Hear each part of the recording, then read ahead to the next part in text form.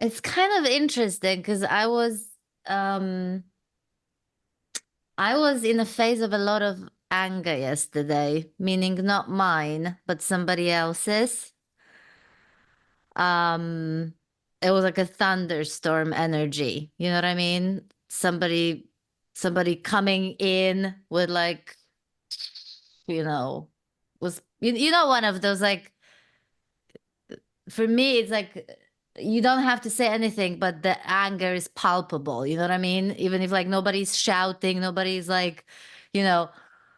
And it was actually quite interesting because I have not experienced it in a very long time, as in coming from someone such a powerful way. And I was quite amazed. There was literally nothing. You know what I mean? Which really kind of surprised me because I was thinking this is what we're going to talk about. Um and last week I talked about how sometimes when someone sort of comes at me, even though not even in a way like yesterday, um it can be like it used to be like a comment, a sort of attacking kind of comment or whatever. You know, I would have this really powerful visceral reaction. My body would be reacting like the fingers sort of the sort of electric shock that I was talking about and everything. So I was kind of surprised yesterday that um I was like, I couldn't help but feel how palpable and how massive that anger was in that person. But like zero, like my heart didn't react. My heart is the first thing that reacts, like it starts pumping and I can feel like, my pressure kind of rising and everything. Um, so it was just a kind of interesting observation that in the face of such I'm not joking, Sarah. A year ago, I would be in a very different state in the face of that anger. Even about a year ago, it would take me, my nervous system would be dysregulated massively. And it would take me actually a while to like, for my body and my nervous system to actually calm down, let alone anything else. And then sort of like, what was that about? What was triggered? And so on. So that didn't happen. But what I want to add to this, that to me, this is like, it's so easy to say, oh, okay, so I'm fine now with anger, like kind of like, I'm so, to me, this is just like an interesting observation. It's lovely to not have fight or flight, massive cry, massive whatever, like the way, it's lovely not to be affected, the way I used to be in the face of this thunder, like kind of somebody's anger. But I'm genuinely not treating this. And I think this is also important for me to kind of mention that I don't treat this as an indicator of anything. To me, it's like, okay, wow, that's different to what it was like a year ago, or would it be 6 months ago? That's incredible.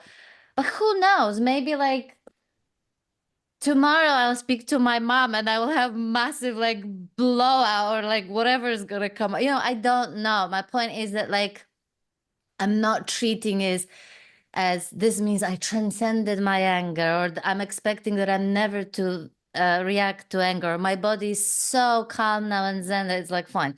I'm sorry for the long-winded thingy, but since we're on the subject, it's so fresh, it literally just happened yesterday. So maybe we can chat about that, like dealing with other people's angers, which by the way was on my post-it notes, dealing with other people's anger. Yeah. How are Yeah. you? Oh boy, yeah. I've been dealing, yeah, with a lot of emotions, like internally, externally. This week has been very eventful. It's continuing the eventful month and a half. Mm-hmm. Um, and it almost feels like it's getting, yeah, more, just like more eventful, more personal, um, and powerful. And I can relate to what you're saying, what you just opened with, which is Mm-hmm. interesting because I think um, I've both been going through just like the waves of like I spoke to last time, like the emotional like welling up of, whatever happened, the very human way that my body has just released whatever needed to be released after the event. And I've also experienced, especially in the last handful of days since we last talked, um, this very, like you said, like my nervous system is just, it's not triggered. And Mm-hmm. and through events that would have certainly triggered my nervous system without fail just a year ago.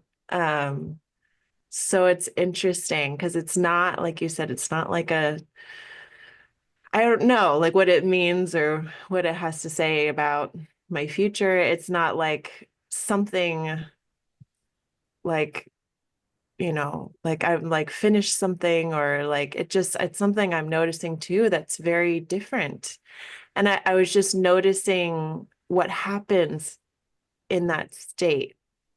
Like because and I find too for me the the ability for my nervous system to feel so regulated, you could say, or just like calm in the Mm-hmm. midst of like a very stressful situation is also, I feel a result, or like it's very much related to just feeling all of my feelings, right? So Yeah. Yeah. it's not like divorced from the fact that like it's been intermittent with me feeling like deep grief, feeling my own deep anger, feeling like the frustration and all the things that come with, well, my day to day, but certainly my last several weeks.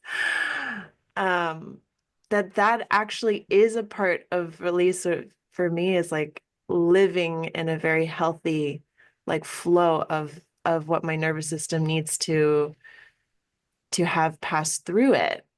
And it's Mm-hmm. almost like the ability to have those emotions just arise and like totally feel them because it doesn't feel like now there's an ability to like not feel them completely.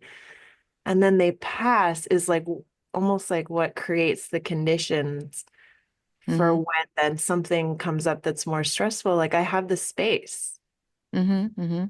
to be able to just like talk through a really difficult conversation with somebody. Yeah. Um, without being like triggered in a way that, where there would be like all of that contraction and like getting into that sort of contracted back and forth with somebody. And so I'm just kind of realizing this as we're speaking a bit about like in the relationship between how much like feeling everything in its totality, Mm-hmm. just like feeling the hugeness of the huge grief, the hugeness of the rage, of the anger, of all of that is actually because it's like feeling it all, it releases all that energy. It like goes through its full life cycle and then it leaves all of this spaciousness that allows for then when you're like in that stressful situation that you have the Yeah. space to just be there and there's no reactivity. There's nothing Mm. like, because it feels like to me the reactivity comes when like you're packed with all these other emotions and energies that haven't been processed. Yeah. We kind of talked about that last time. Like it's only your anger only comes out sideways and like harmful when you haven't felt your anger, when you like are repressing it, when you're suppressing it. But it's when you're feeling your anger fully, totally, not necessarily expressing it fully, totally Yeah. Yeah. someone else, but when you like it comes through the body and it's like totally felt, then it doesn't come out in like some strange way in a reactive way that you can't control or So it's like, yeah, I think that's just seeing that relationship has really been interesting and just, yeah, being in a place where I'm like, wow, there's so many reasons why I should be triggered right now, but I'm not. Yeah. And that's interesting. And like you said, I was thinking the same thing. Does not mean anything about what's going to come. I don't know what else there is in store for me, but it's an Yeah, interesting. and I think I put it down because, like I said, I haven't come face to face with that kind of massive. It was like a quick kind of thunderstorm that came and went from someone. It actually wasn't like long lived, but it was really, really, powerful and palpable. Um, but I actually put it down to what we were talking about. You remember last week I mentioned that like I've been feeling like my body has actually been learning to be okay and safe with feeling anger, actually. Yeah, right. Because I haven't allowed myself to feel anger so many times when it was actually totally freaking justified, by the way, as far as I'm concerned, to feel angry in those particular situations, you know? Um, but justified or not, there was anger, right? Which was suppressed basically. And I think and feeling anger, whether it's at the receiving end of someone's anger or my anger, it wasn't familiar for my body. It just wasn't familiar.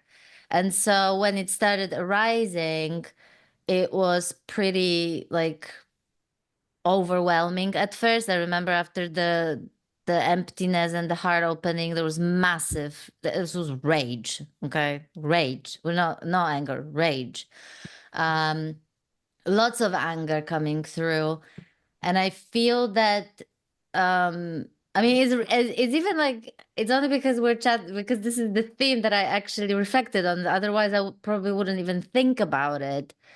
But I put it down the fact that my body was kind of calm in the face of this anger of this person. I genuinely put it down to what's been now at least 2 years, 3 years of getting my body used to feeling anger. So now the body is not resisting it. So it's like it's not resisted that one. It's not resist. So now it's sort of the nervous system has calmed down and really understands, first of all, because remember we chatted about that as well, that for me somebody else's anger outburst immediately was associated with danger.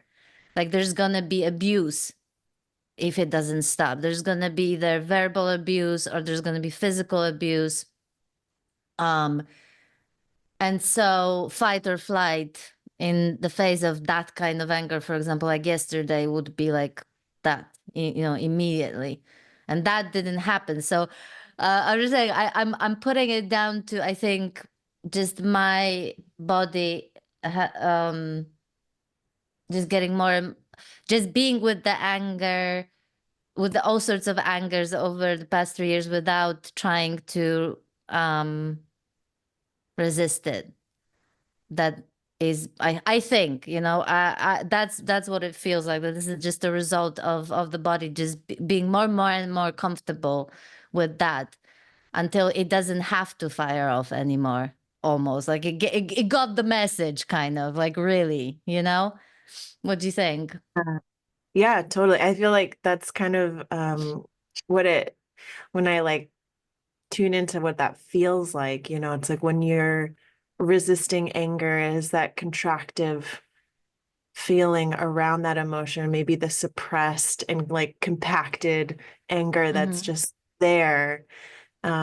It's almost like that's it's you could say it's blocking. It's like imagine like the stream flowing. We've talked about like if there's a bunch of stones and boulders and Mm-hmm. branches from trees that have fallen into that stream, the water can't flow as much. So it's like if you have all this anger that's been suppressed and compacted in your body, that's what literally like the flow of life looks like in the body is it's got all of these stones and branches kind of blocking the flow.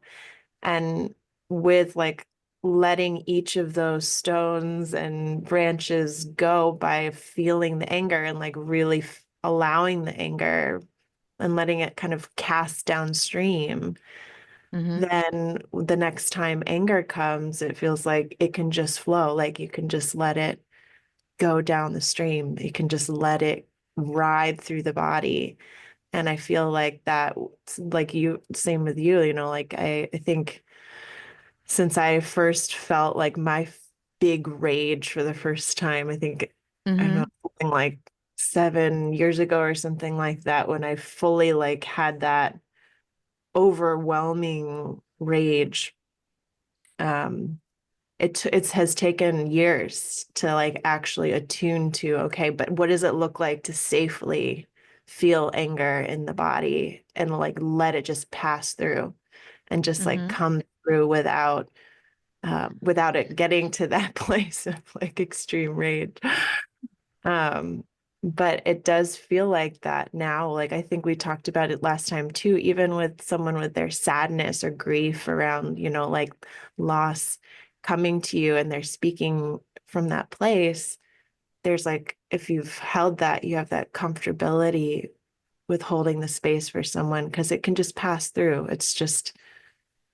It's nothing that needs to be like resisted or stuck in the Yeah. body. And I think, yeah, anger for me, like you, is was always indicated danger or abuse as well. And Or fear. Like to me, anger is so powerfully linked to fear yeah, of any kind. I loved when you were saying like it was linked to the numbness in your fingers. And I think someone um commented in the comments about that too. And I love Mm-hmm. that because I've definitely tuned into like my own fear. There's like a million flavors of fear. Yes. Yeah. And it's amazing. I think that's one of the cool things that we can do. And we talked about like there's an infinite depth to emotions. And it really Mm-hmm. is also infinite in how we feel it in our bodies. And like I felt fear at the bottoms of my feet a lot. Like that's like when I've released a lot of fear, it's felt like Wow. the fear is literally like dropping to the soles of my feet. And it like literally I can feel like the release through the bottom of my feet. And actually for years I would be like at night dreaming, like, nightmares and things like that. And I'd Mm-hmm. feel the release of fear through the bottom of my feet. So I'm curious That's if anyone else incredible. feels that too. But so you might have different parts of your body that, like you're talking about your hands, like the fear in your hands tingling, and maybe it's releasing through your hands. Yeah. Um, I know a lot of folks feel fear like in their gut or like their belly, right? Like, because you just feel like, oh, there's something here that's like, I'm afraid. And maybe you get like a tension and like a knot in your stomach, Yes. Yes. Yes. anxiety or fear. Um, Yeah.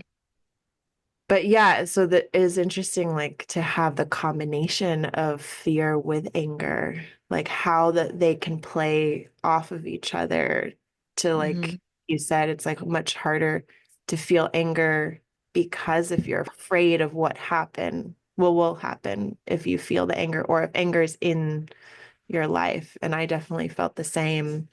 It's almost for me like when I would witness anger, I actually did a handful of years ago. I did this like somatic stress release like training where it was about how to release emotions and trauma from the body.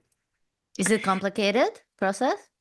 The one I learned in a sense was there was there's a whole system and a process. But for me, I realized the way I could do it was just tuning in very intuitively to what the emotion was. And then what you kind of just do is like be present with it and like let that emotion lead. So say like the emotion is like a heartbreak in the heart, then you just like tune into the heart and like follow where that emotion needs to go. Like, does it need movement? Like, does it need me to like move my shoulders to like move some of that energy so that it can flow a bit more, things like that. And so a lot of it was very physical, like movement to try to Mm-hmm. release the tension and the trauma stored in the body. But we did one exercise in that class where like the teacher demonstrated three different emotions in front of everyone through Mm-hmm. working with somebody on like their releases.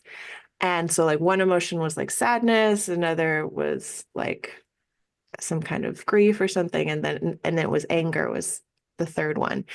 And I remember when the person got into that angry like release that I felt completely unsafe. I felt like so triggered. It was very hard for me to stay present with just witnessing someone releasing their anger. And that was such a huge indicator to me that like this was a very safe condition. Like we were in a Yep. class. This was just a demonstration. It wasn't even someone coming at me with anger. It was someone just releasing their own anger. And there's that feeling, you know, of like that deep unsafety and the fear that was rising in me, where I just didn't, I felt like I needed to like run out of the room. Like I couldn't, like I wanted to just like leave because it just felt like this was too much. Something bad was going to happen. Someone was Mm. going to get hurt, even though there was no evidence of that, and that certainly wouldn't have happened. So I think that's just like, you know, with big emotions and feeling big emotions or being witness even to those same big emotions, like we have memory that's just so strong about what that meant in the past. And when it's still there, the memory's still there. Like I think, um, you know, there's no way to force that. You know, I think at the same time we're talking about like me now feeling a different way about it, but at that time, like all I needed was just to resource into a sense of safety again, into Yeah. like finding like grounding and being in nature or talking to a friend or talking to someone in the class, like maybe getting out of that class. You know, I think at that point I like took a break and took care of myself because without actually having that capacity to feel that and be present to that anger,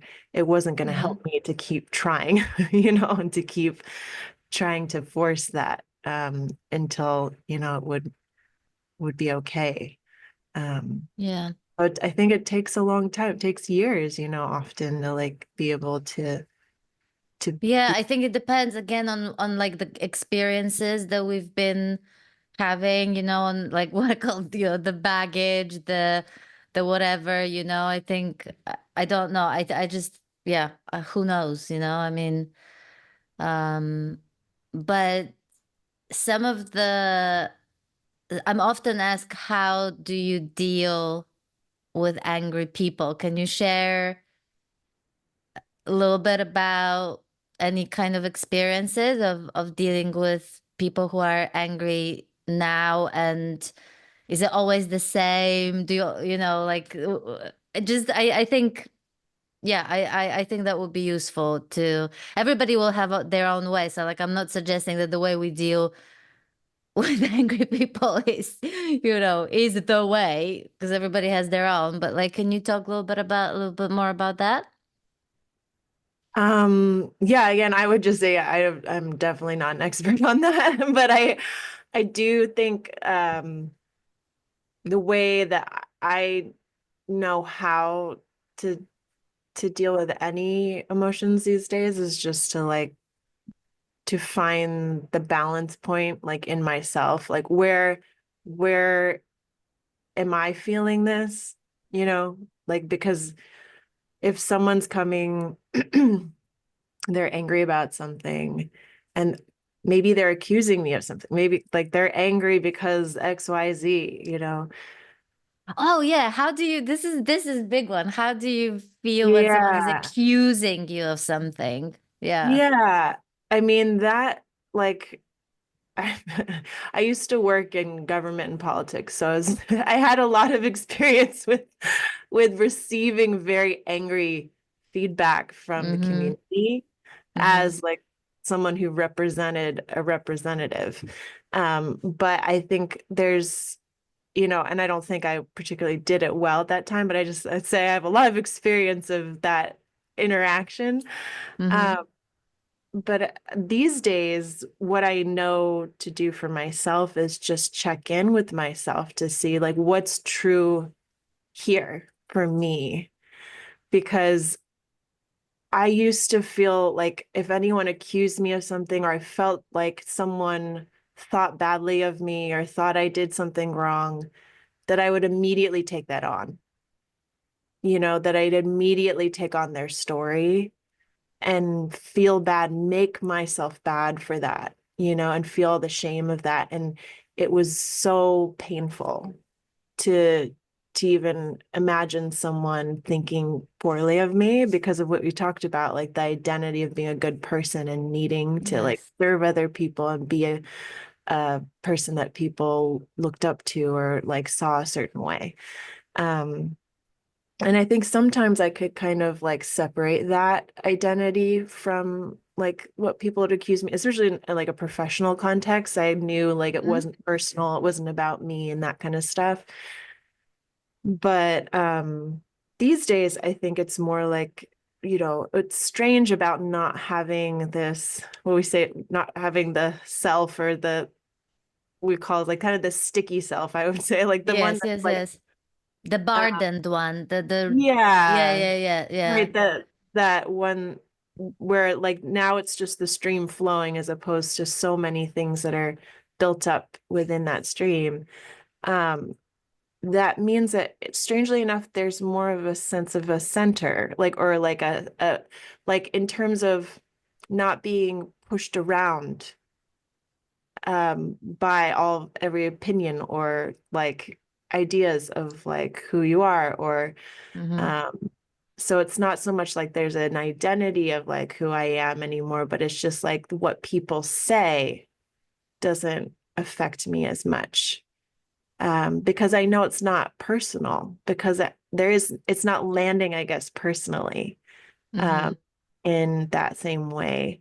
I certainly do I'm still a human and still feel like hurt all the time by people, what they do or what they say. But it's more like I know that like if someone's coming at me with something that's like really big and doesn't have much to do with me, I know that now. Mm-hmm. Like Mm-hmm. and it's clear, I can see that like what causes and conditions are kind of leading to that person to do what they're doing much clearer now. And so I think that's a huge difference. And like, again, just holding that sense of a stability underneath any of these interactions where no matter what someone says or what someone does, there is this sense of stability underneath it all, even if it brings up all these emotions, if it brings up Mm-hmm. my own like grief about how that person's being hurtful and that hurts, it does hurt, and like um and I'm sad for that. But then I can release that and know that it was also not personal and that there's no personal self that's like holding on to it. It comes through, like, it's like the emotions come through in their totality. They're so big and felt and like in your face and like, and then they're gone, Mm-hmm. just gone. And then a next wave may come and then, but it's like there isn't the stickiness of like holding on to those emotions because it's a personal thing that I need to kind of like churn and churn and churn. I used to feel like I'd ruminate a lot on things like that, like ruminate on how someone felt about me or how they thought something of me. And I could hold on to something like that for a month, you Oh, know. tell me Oh, about it. ah.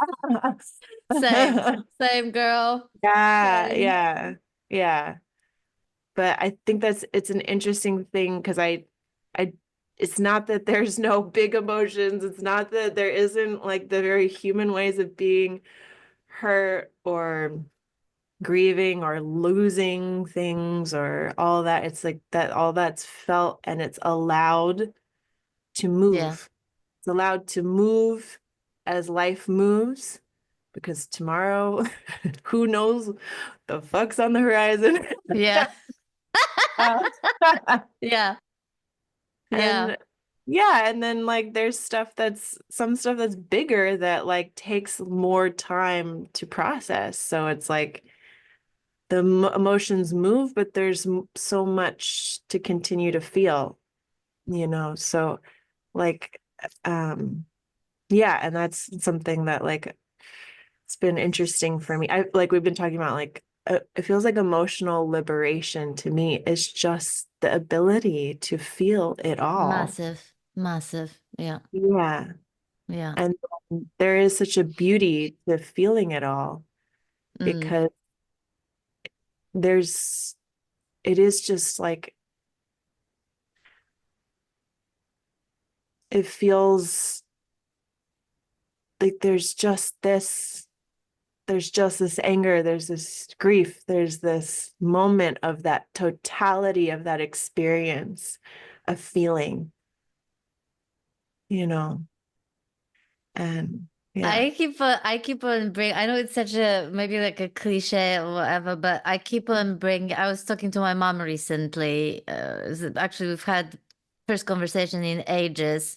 That's one, and B, that kind of conversation. We talked a lot about emotions actually, and it was really nice. And I we talked a lot about anger, and I keep on bringing up like the toddlers, because to me this is almost like going back to that state where if you see a toddler laugh, they laugh with the whole body. It's like they are like the like a yeah like a laughing Buddha kind of. When I see laughing toddler, like I see like a laughing Buddha, statue. And but then when they angry, they go into this almost like rage kind of thing. Their whole body shakes. It's like the whole thing takes over. There's like no separation between what they're experiencing and their body. It's like the body almost like becomes the emotion. And to me, this is so beautiful because it's virtually impossible to put it into words and convey what that actually feels like when that separation between kind of the me and the emotion, or the body and the emotion, kind of drops. And it's almost like emotion is all there is. So it's almost like it's so fully allowed that it's all there is. Almost, it's like Yeah. and to me, and I think that this is why it can so easily pass through. And when you watch these children, they can go from like laughter to anger to whatever other mood is on a menu, within like half an hour, like this, and they move without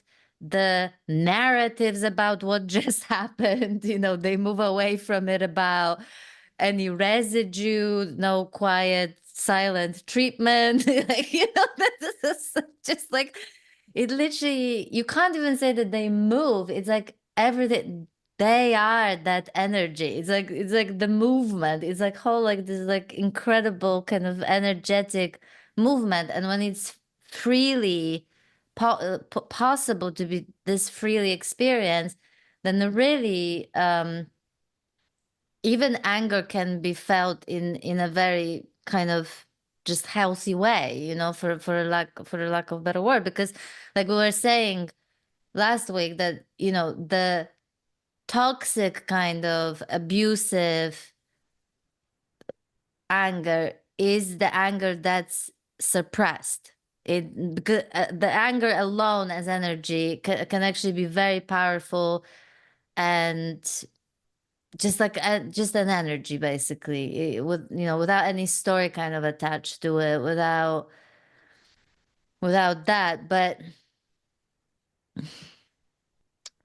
I don't know. Again, I have like three things that I want to move into, and I'm not sure which one to pick because something came up to me as well. Speaking of other people's anger, which is like slightly a different angle.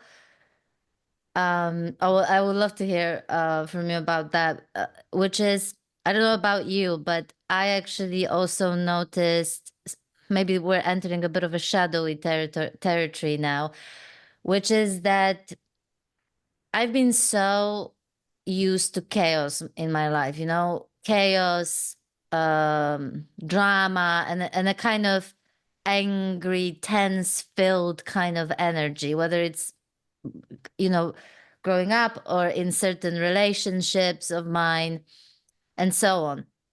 And I remember that when I finally found myself in a very healthy relationship with a very healthy human being, I was actually learning what it means to be in a healthy relationship because I quite honestly didn't know what that meant. Okay. But a lot of suppressed anger came through. And it's almost like my body felt, or I felt, and by the way, I'm not talking about something that I was consciously doing at the moment, but I would have these anger outbursts and I would have these massive moods, like really not pleasant. Okay. Like just, I really was not a pleasant person to be around. Okay. And he was kind of holding space for all of this without saying anything for quite some time until one day he just told me, like, it's really just not pleasant to be around when you're like that. I don't even know why you're like that. You know what I mean? Um, and actually a lot of anger I realized from since I was like young person, especially teenager, was coming through moods. So not so much like anger, like typical, some kind of abusive anger. It was through very powerful moods that people, I had no idea how uncomfortable that made. The people around me were really affected by my moods. I had no idea, you know? But my point is that when I went through this dark shadow, meeting my shadow night, I realized I had massive sense of entitlement around anger. In other words, I, my partner was not allowed to have moods and he was not allowed to get angry, even though it wasn't threatening or abusive or anything, just have angry emotion or angry response because I had problem with it. But I could have all the moods and I could have anger outbursts, and he just had to tolerate this. And honestly, I had no idea this. I can only call it as like this huge sense of entitlement. You know what I mean? Here I was feeling safe in this relationship. And so it was almost like I've been through so much that now I'm entitled to put you through this. And you just have to put up with me, like no taking responsibility actually for me and for actually working on myself and seeing what this is about. I don't know if this at all rings the bell, but I think it's like rarely really talked about how, I actually wasn't comfortable, not just with his moods and anger, but everybody else's. And a huge part of my journey has also been really being okay, learning to be okay with people's emotions. Like if I'm entitled to feel angry for whatever reason, then everybody else should be. But for some reason they were not allowed because that affected me. So they shouldn't, that affects me, so you shouldn't. So then they were suppressing things and walking on eggshells around me. So do you see we were talking about walking on the eggshells, how we walked on eggshells, but like I didn't realize how many people have been walking around on eggshells around me, Sarah, you know? So that was a massive humble pie consumed there. Would you like to comment on that? Yeah, I love that point, and thanks for bringing that in because actually, yeah, that's something I was reflecting on just yesterday about there's something that I think that's a universal experience. I'm just gonna like put that out there. Let us know in Yeah. the comments if that's a universal experience. Um, because I think because well, I'll make a generalization, but it may not be true for everyone, that most people grew up in families where their families were not able to hold emotion very well. And Yeah. because of that, and some of us who felt a lot of emotions and really big emotions, very sensitive kids, um, Mm-hmm. if you had a particularly, like for me, I had a particularly a family that wasn't able to hold emotions and wasn't able to acknowledge like the truth of a situation. And so I often felt like I either had to suppress my emotions or like amplify them to try to get more attention for like, I'm feeling this way. Can't you see I'm feeling this way? Right. Yep. Yep. And either way, it never ended up well, right? Like whether it was like kind of protesting by being like, I'm so upset. Like, can anyone just feel my feelings? Can anyone just receive what I have to say? Mm-hmm. Does Can you see anyone me? care? Yeah. Do you Yeah. see me? Do you even acknowledge like the harm that's done or whatever it is? Like, so I think a lot of us either, you can go that way or like suppressing emotion too, because I also just like, well, if I did express my anger, it would be unsafe to express. So then just suppressing it and then redirecting that into like trying to please and trying to make everything okay. And so in that way, like there's both, like you said, there's like this incapacity to actually hold emotion or know, like it was never demonstrated, like how, either with someone or by myself, to hold an emotion. And it was often almost encouraged to try to either like overexpress to get some kind of comfort or attention as a kid, or Mm-hmm. to completely suppress. So the swing between those, I think, was often what I felt like in my younger years, is like even into like, yeah, my partnerships was like suppressing often until I felt so much that I would just like be completely amplified in everything I Yeah. was Yeah. experiencing, right? Because there was no regulation or like understanding of how to find a balance point for like, here's what I feel, this is my truth, this is what I have to share. Like, what do you have to share? It's like it didn't come out that way. It was either Would you suppressed like to or talk like, about it? yeah, Yeah. Yeah. like Yeah. I'm No. so curious about your Yes. emotions. Tell me Should we more. sit with your anger? Should we? Absolutely not. It Would you was, like to yeah, inquire? Yes. yeah. No, yeah, very like, and I think there's just that's what was demonstrated too, like in the household. So, Yeah. um, but because of that, yeah, there is that sense of almost what I was thinking is when you're not seen and you're not held in your feelings and emotions, Mm-hmm. there's a way in which that you develop, or at least I developed a sense of like just feeling like does no one see this? Like does no one get it? Does no, like, and feeling so alone in that, Mm-hmm. that I realized the only way I could get out of that pattern of just Mm-hmm. like being with that in my family also, and then being with that in partnerships where I'd pick people who also couldn't like receive or hold emotions with me or validate what I was feeling was real or all that stuff, was to come back to myself, because that was the one place I wasn't going to validate what I was feeling, what I knew to be true, to like have a sense of like a center to that, to being like we were talking about earlier, like if someone's coming at me with anger, I didn't have a center Yeah. sense of a self that knew what they're saying isn't true about me. Mm-hmm. And to just like be able to come back and feel all of the feelings and be the witness or be the one to hold it, be the one to validate it, be the one to yeah, move through it all and not put that on someone else. Like you said, like not feel entitled Yeah. or just a sense of like that there was some expectation at some point someone would show up.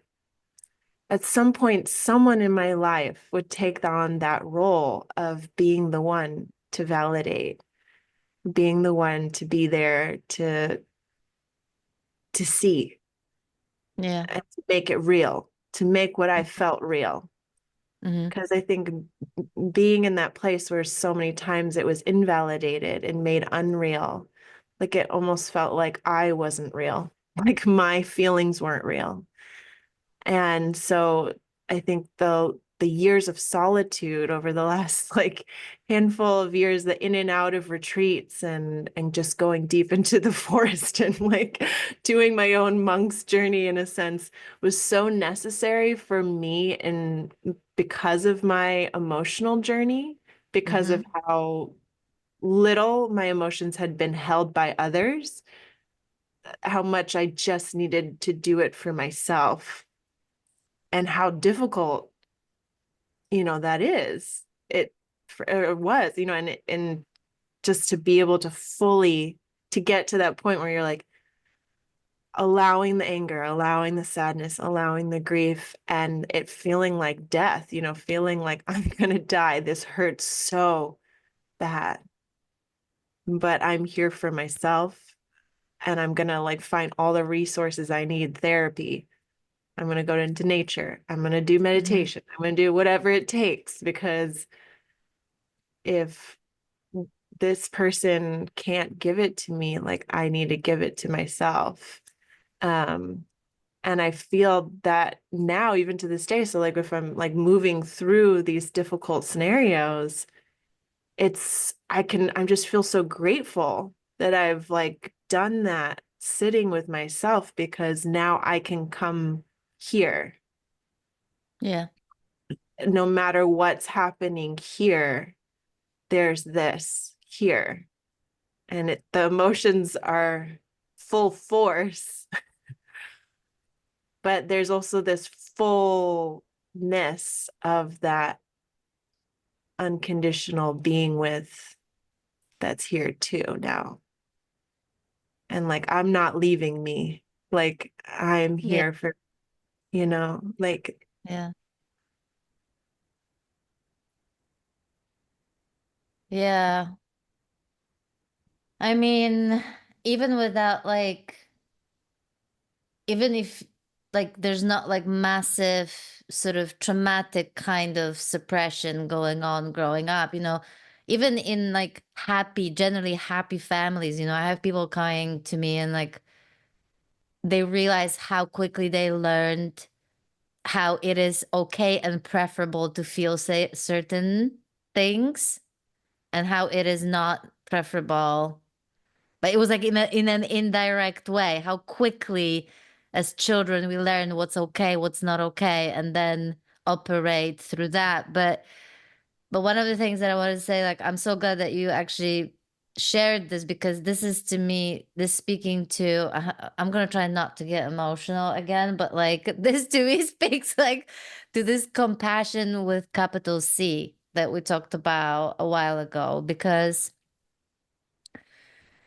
um when you see the play out of all this whole mechanism of things learned, things suppressed, things whatever in yourself in the deepest possible way, you just cannot help but see it play out in others by default. You know what I mean? mhm, And so, and but it's profound. It's not something can be manufactured. You have to kind of be, and I'm generalizing, okay? Like I'm not even saying you, I'm just like generally speaking, like you have to be kind of brought to your knees yourself, like having to see how I felt entitled, having to see how I expected people to tolerate my moods, having to see, all sorts of things. But it really, I think, and understanding of other people's behaviors is often too often equated with tolerating. And I think that's an issue, because I can totally understand someone losing their shit and even spewing abuse at me. Like, not nice. Yeah. But I don't have to stand there and tolerate it. Okay. I can totally say, I get you, and I'm not going to be putting up with this in this moment. This is not okay, you know? But it comes from such a, from a real place of, I get you. Hey, I see you. I get you. Why you're like that. And I think and it's like it doesn't, the two come together, the not tolerating or setting boundaries and also deeply understanding the nuance and holding those opposites that we talked about so much. And it's like I think, again, I'm probably repeating myself, but I brought up this example, I think, in one of our conversations where, when I was totally fine, but I was really in the middle of like total breakdown. And my body literally felt transparent, like transparent, I could feel sounds, I could feel voices in my body, and I mentioned that I stood in Starbucks, wait, or whatever coffee shop, I don't remember, waiting for my coffee, and I could feel every sound, like every spoken word, the machine making coffee, the cups, whatever being moved, everything, the blender, the whatever, and I honestly, if I had to wait just a little bit longer, and I mean not long, I would have lost my shit in public. I would scream and tell these people to shut the fuck up. Like totally innocent people haven't done anything wrong. Okay. And, I totally get how easy and very human it is also to judge, by the way, and like have that immediate reaction. If someone reacted to that, if I did that and someone said, what a bitch, like how unkind or how whatever. I wouldn't be surprised if people had that sort of reaction, right? But I also know that I really didn't intend to like offend anybody, and I didn't want to shout. I literally was just on the verge of complete breakdown, basically. And all these sounds were going right through me, and my nervous system was just about to like, blow the circuits and all of that. It happened. Thankfully, I was like, because I think the baristas in that coffee shop, if I did have the actual meltdown, first public meltdown, and actually did shout to people to get the fuck out or something along those lines, I think they would be completely like my image of their image of me as a nice person would have collapsed that day. you know Definitely. Nice and friendly person, not anymore. You know so my point is that it kind of makes you more understanding by default once you've seen the play out of this stuff in yourself, you know? And there's this kind of natural kind of compassion, which, like I said, does not necessarily mean that you're gonna tolerate certain behaviors. And I even remember at the time, like I once or twice, like I had to like hang up the phone on people, but I would say, I'm really sorry. Like, I would quickly say, I'm really sorry. I can't take it anymore. And I would literally have to hang up.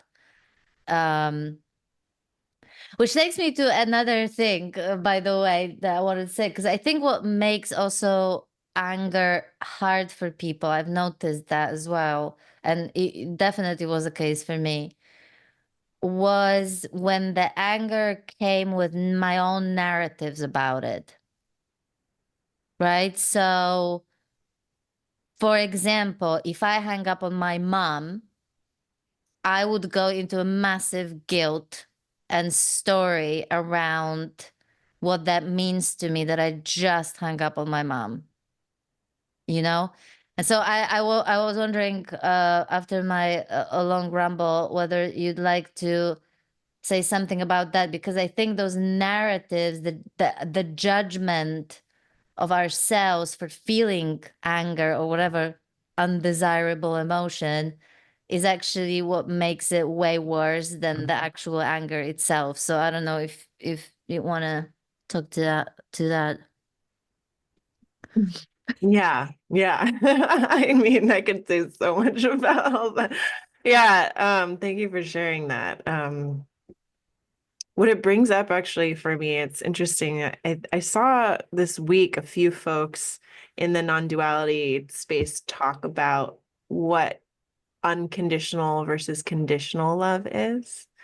And it's Mm-hmm. been like a contemplation for me for years because I think since I was a kid, since I was little, I always wanted that like unconditional love. I think all of us at in some way desire an unconditional love. And that's partly Mm-hmm. why maybe like that sense of the kid that's like feeling entitled to feel everything and be held by everybody and unconditionally, right? And like people just aren't that way, right? Like people just don't show up with the capacity or ability or the skills to hold all of our emotions, most people in Mm-hmm. this world. Mm-hmm. Um, but there's a sense it feels like underneath it all that there's a possibility for unconditional love, right? And that we know that it's there, but like, what is it? And how do you live it? And what is it, And I feel like I'm a broken record, but I'm an etymology nerd. So I looked up the etymology of conditional. Bring it, Yes, bring okay, okay. etymology. Um, I looked up conditional to see what it actually meant. And con is like calm and like compassion. It's together. It means together. And then additional, it comes from to speak. So how Mm-hmm. do we speak together?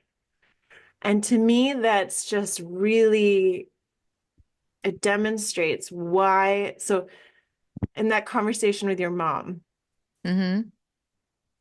it's conditional because it's how we're speaking together. You know, the reason why our relationships inherently have a conditionality to it is because we're speaking to each other. We're in conversation, Mm-hmm. right? And we want to, there are certain conversations we're available for, and there are certain conversations we are not available for, right? Like, unless you want to be here for every conversation, which that's your choice. But literally, you cannot physically be available for every conversation in this world. Like, there are 8 billion people to have a conversation with, but you're not going to have them. So, you're not going to be unconditionally loving everyone in this world because it's physically impossible. Time, space. You just can't do it, right? In terms of the physicality of it, like the actual lived, embodied experience. But there is this thing that doesn't rely on time and space that we've talked about that is unconditional. Totally. Right? And Yeah. that's just there regardless. And that's just what this all is regardless. But in Yeah. terms of our relationships, I think the question that like that raised for me in looking up the etymology is like, how do I want to have a conversation? Mm. Right? If someone's yelling at me and accusing me of things on a phone, I'm gonna also hang up. I'm gonna say, I'm sorry, I'm not available for this. Like that is not how I want to have a conversation. I'm Because driving through a tunnel. I'm driving through a yeah, I'm sorry. It was just we got disconnected. I don't You're yeah, breaking. Yeah. yeah. And it's so funny because I was just looking at the etymology of conversation too, and it also it means to turn together, to be in an exchange, right? So I also think of like our love in relationships is conditional on the fact if we're actually having a conversation. Like if it's a mutual conversation that's honest, it's truthful, it's able to flow with some sort of sense of like respect and kindness.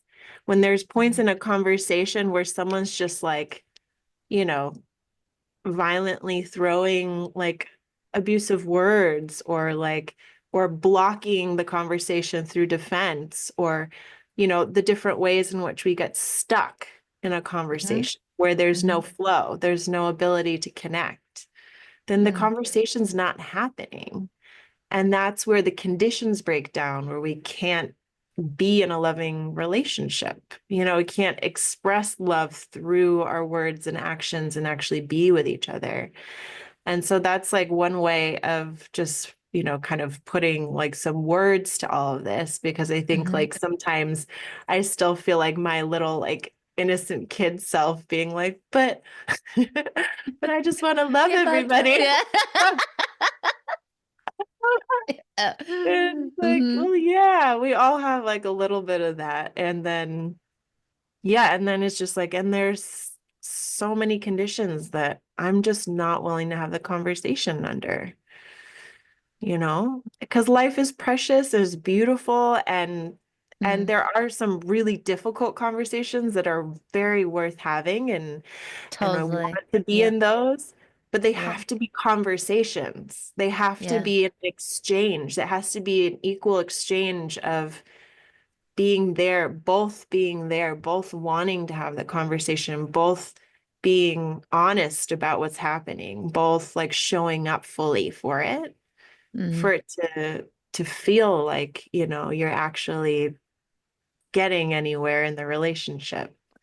Speaking of that, that is, yeah, and it's interesting because I realized that with someone specific, I don't know, I was having a conversation around just what you've just said with someone. And I agree when two people can come this way into the conversation, it's like that's just incredible. And I think I hope that everyone had at least one conversation like that in their lifetime to have like a point of reference of that, the kind of heartfelt, when defenses sort of drop, kind of heartfelt, this is where I am, this is what I feel, and it's kind of allowed to be sort of said. But I actually noticed how when those kind of conversations were not like that, or like flowing, or like there's like defense or whatever, how often, and again, I'm not attaching blame or judgment around this, but like I couldn't help but notice how many times that was actually on me. So like how many times when you have that kind of openness, you know how they say like it takes two to tango, and I totally, I'm not saying that I'm not agreeing or anything, but I'm just saying I've had multiple examples where I realized that I went into conversation with a kind of defense or expectations of how it should play out. Because speaking of anger, I think anger is so totally linked to expectations, conscious or unconscious, about how things should be, how anyone should be, how that conversation has to go. You know what I mean? And I notice how my own energy, like what, like I can now see it by default almost, like when conversation is not flowing or something like that, I can almost by default see that that had to do with me. Like I went into it, something's been unconsciously whatever playing out that I may have not been aware at the time, but once I reflected on it, I realized, oh my God, things have loosened up when I went into it without, like, oh, I didn't realize there might have been some kind of hidden expectation that I wasn't aware of, you know? Um, and how many times it actually takes one to tango, as in like to start to tango, you know what I mean? When I even noticed with my mother, like if I go with this, like you said, unconditional love, that openness with capital O, then it's incredible how that shifts conversation, whether I go with like my old unconscious resentments or some kind of anger, and like that it's a slightly different conversation, or very different conversation. But just that observation, like I mean, it's incredible. And I think again, just like compassion with capital K, I think the unconditional love can also be very easily misconstrued as like we're not talking about a feeling. You can totally love unconditionally someone and freaking like not like them at all. Or like literally not like what they say, not like how they behave, and still have Feeling. that for them. You know, Yeah. yeah. Yeah, for sure. Well, and I think the example of the mom, like I've had this with my mom as well. Yeah. Shocker. I think we all have some mom stories, or Yeah. parents, where yeah, likewise, I came with a lot of righteousness, anger, resentment from things Mm-hmm. that happened over the years in many conversations. And over time, what I've been leaning into and softening and, is into that place of there's an unconditional love where I say, no matter what, I do love you. I like love you as Mm-hmm. a being. But there are certain conditions under which I'm available to have this conversation. Right. So those can be true at the same time. Right. Like my love doesn't go anywhere. The Yeah. love's still there underneath this entire conversation.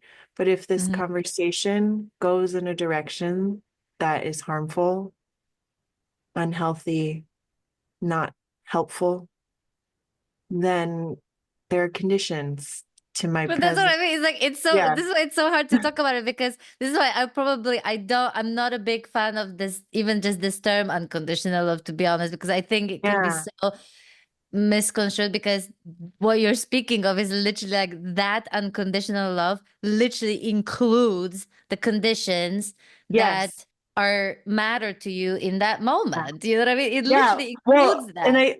I think that's where, yeah, this might feel a little too paradoxical, but I think this is kind of what we've been talking about the whole time. Like since we started our conversations is like, this is all this. Yes. Everything is unconditional love. Conditions Yeah. are unconditional love. So, and that may be too much for some folks. It might be not be helpful to think about it. It might get too intellectual, but just to allow that, like everything already is as it is. And in a sense, like there's nothing we could ever do to not be loved or love. um, but I think to embody, I guess, to like feel this unconditional love, what it's been feeling like for me lately is like that I actually genuinely do feel a sense of love for people, even when they're harmful, like even when they're doing things that aren't working in my life. And I'm setting boundaries and I'm saying no. And I'm feeling all of my feelings, all the things about it, right?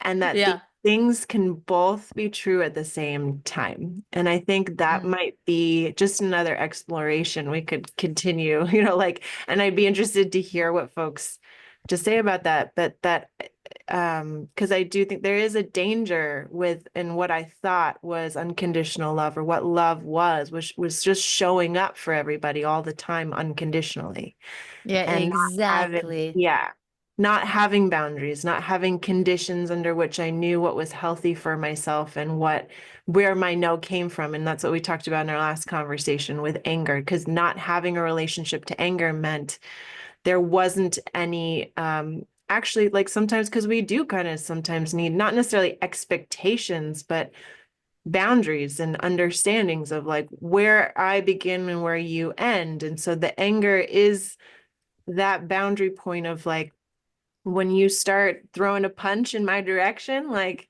no, that's just Yeah. not, I have an expectation to not be physically harmed or whatever it is, things that are pretty clear where it's like, this is crossing a boundary, right? That the natural arising of anger to say like, I expect that behavior to be outside of my bubble of like where how I'm living my life because I don't want to live a life where I'm have either verbal or physical violence in my life.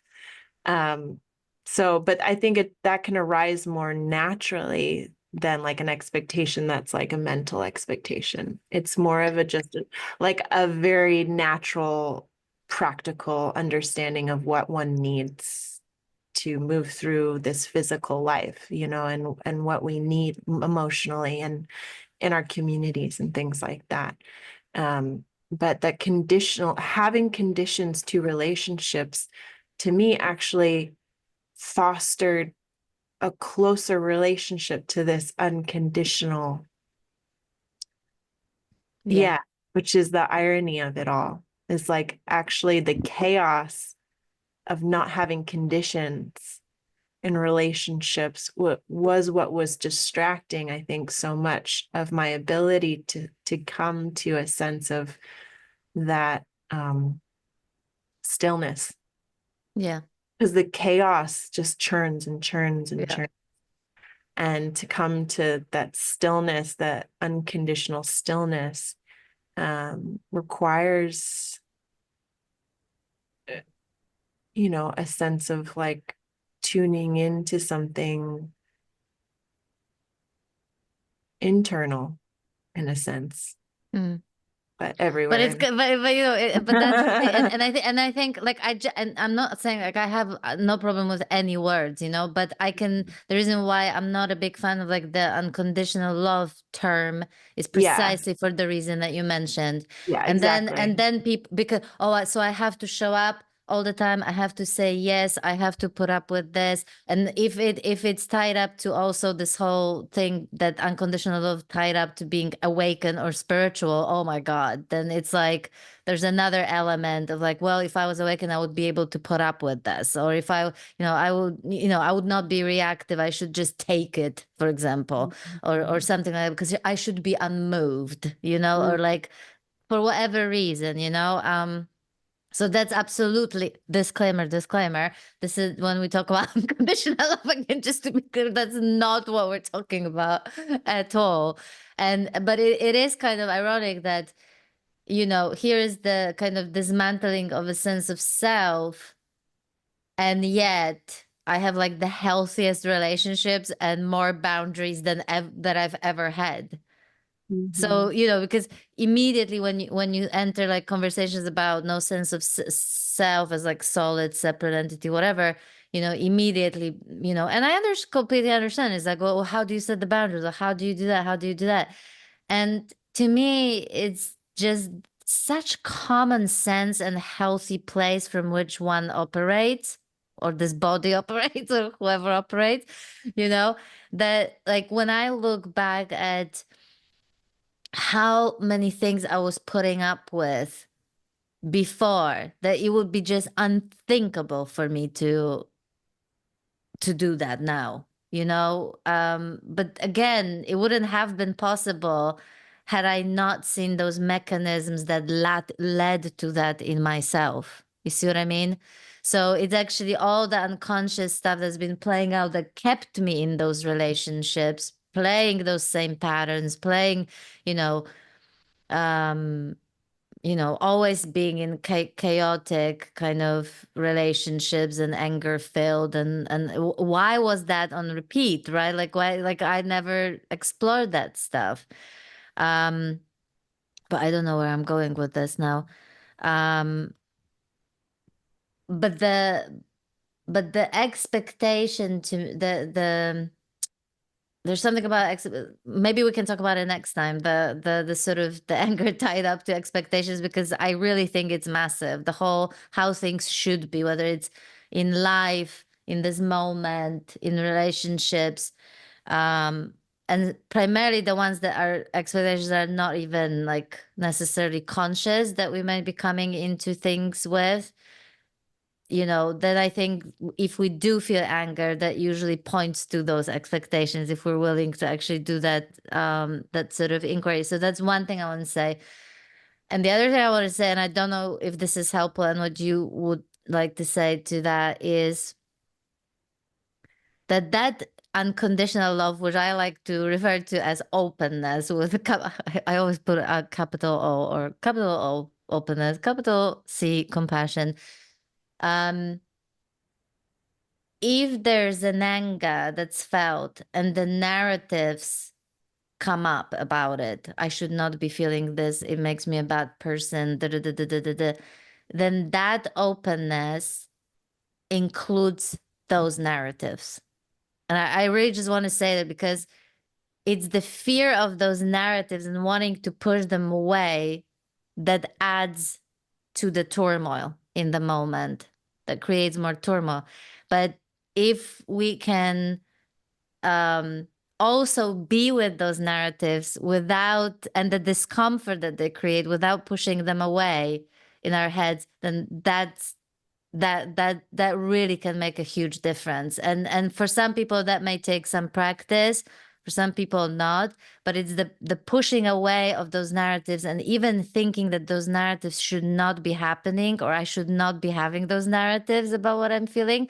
Even that is resistance already to those narratives. So for anyone who, because I know that a lot of people are dealing with this particular issue, that it's not so much that they're feeling anger, but it's the narratives that they have about that, the fact that they feel anger, that is really causing a lot of distress. So do you want to add something else to that that might be Yeah. helpful? Yeah, maybe to clarify, like we've talked about in several of our conversations, like to me at least, that unconditionality, you can call it unconditional love or just this unconditional, like some folks will just call it like the unconditioned. It's this Mm-hmm, mm-hmm, almost a sense of like hmm, coming into, it's just a known, felt, a knowing of this unconditioned mm-hmm. is the knowing of what is as it is, right? It's like that. So what you're saying, like if something comes up, like if someone like does something and I do feel angry about it and I do have a narrative around it, that the unconditional love in that circumstance or whatever it is just allowing all of that to be as it is, with no expectation that I'm not supposed to be angry, that I'm not supposed to have expectations, that I'm not supposed to have this narrative, that all of that just is, as it is. And those are the conditions at that time. So that's where the Yes. conditions are in the unconditional, we could say, or the unconditional is in the conditions. Yep. They're within each other. And so, like, this could apply to everything in life. Like if something terrible happens to me, I'm feeling grief and sadness and all this stuff, then the unconditioned love in that circumstance is just, it just is that grief. It is that sadness. It is like there's nothing that needs to be different Yeah. to, I guess, for our bodies and for our minds to attune to that, to be closer to that sense of an unconditional love, like in our lived experience, is to allow our experience, like our conditioned experiences, to just be what they are, enough to not to like, allow abusive behavior or allow unhealthy relationships, but allow for the fact that I am angry because of this abusive behavior. I feel devastated and disempowered, and I wish I felt this. I wish I felt more loving. I wish I felt whatever. All of the complexity that comes into any difficult situation, all the Exactly as it is. humanity Yeah. Yeah. as it is, with no Yeah. expectation that it's supposed to be different or I'm supposed to be a better person. I'm not supposed to make this mistake again. I'm not, Mm-hmm. whatever it is. That is the unconditional, that is the unconditioned. And as we get closer, we seem to get closer and closer to it. is the more like we feel and sense and in our bodies, like we are talking about, like the totality of, like we're saying, the sadness, the grief, the anger is this. The whole There's no lot. Yeah. separation between this Totally. and it anymore, that there's this totality of feeling it as it is, because there's no judgment. There's no like, it should be different. This should be a different way, all of that stuff going Mm, on. mm, And so that's how it's possible for the unconditioned to just be there all the time and also be all of this at the same mm, time. mm. And at the same time, we can look at the conditions and say, I'd like to say no to that condition, like, and so like, and act on it. So it's like, Yeah. okay, I can both be with the fact that like my parent said something on the phone that I don't want to receive, being Yeah. with in that moment and being attuning to that unconditioned sense or energy or state, whatever you want to call it, is attuning to exactly all the emotions that are coming up in my body in that moment, Mm-hmm. whether Mm-hmm. it's like anger, like frustration, all of that, allowing the reality of all of that to be, allowing the reality of the fact, the way that like my parent talked to me on the phone to be what it actually is, as Yeah. opposed to trying to like impose a narrative of I should be a good daughter, I should be a good son, and just take it, just like Yeah. be here. I feel guilty. My guilt is making me Yeah. do something else. And be with All that that. stuff. Yeah, Yeah. that, like you said, all of those narratives and thought forms and like the overlay of what's actually happening in that scenario is coming from the wound Yeah. of the what people call the self, of the separate self. So it's like the wound is expressing through narrative, through Yeah. the overlay, through like another layer, the second arrow in Buddhism of the suffering that we add to the situation that may already be difficult. And so, and that's something, yeah, we can just like look at and watch and see when it's happening. But there's also an ability to like even that, even that second layer can be what it is. And it's almost Yeah. like, And just meeting. I love that phrase, like just meeting the reality of the moment yeah, honestly.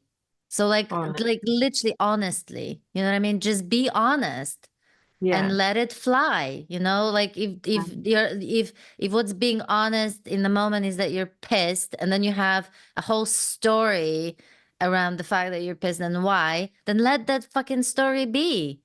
You know what I Mm. mean? And then fine, then maybe, you usually or often that allowance alone for things to unconditionally play out the way they play out, including narratives about it, will make the thing dissipate in a way sort of naturally, but it may not.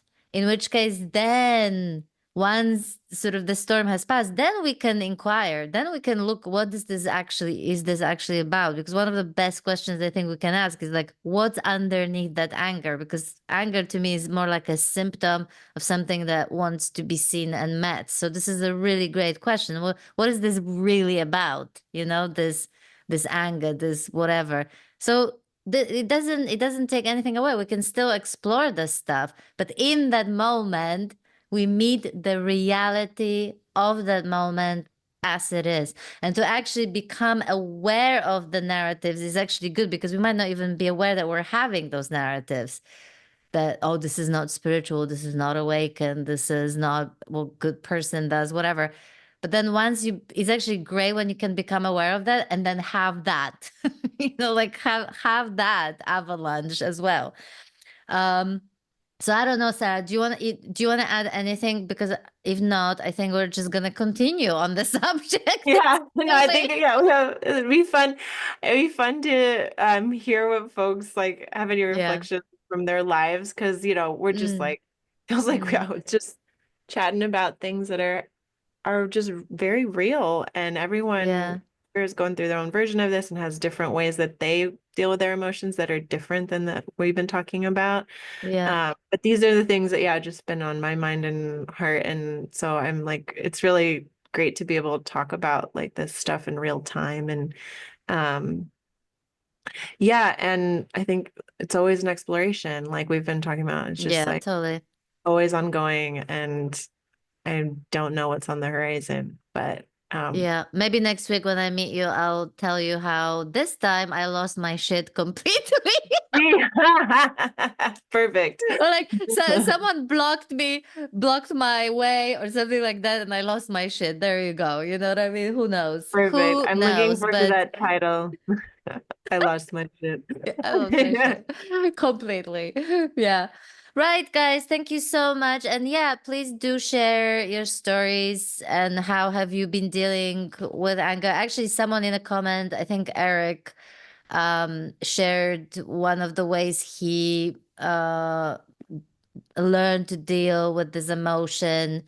And so if anyone knows of any kind of modality, specific modalities, exercises, meditations, and stuff like that, that can be helpful for people that they can test and try, then please feel free to share it.